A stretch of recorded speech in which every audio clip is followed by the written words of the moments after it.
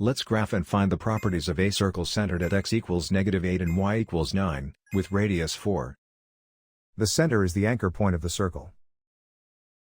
The center is at x equals -8, y equals 9.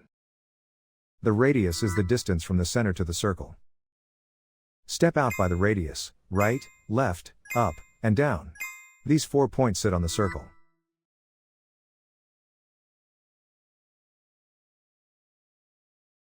A circle equation uses center shifts on the left, radius squared on the right. The signs come from subtracting the center coordinates, x plus 8, and y minus 9. The radius is 4, so the right side is 4 squared, which is 16.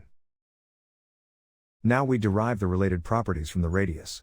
The diameter is 2 radii across, 2 times 4 equals 8. The circumference is 2 pi r, 2 times pi times 4 equals 8 pi. The area is pi r squared, pi times 4 squared equals 16 pi. So this circle is described by its center and radius.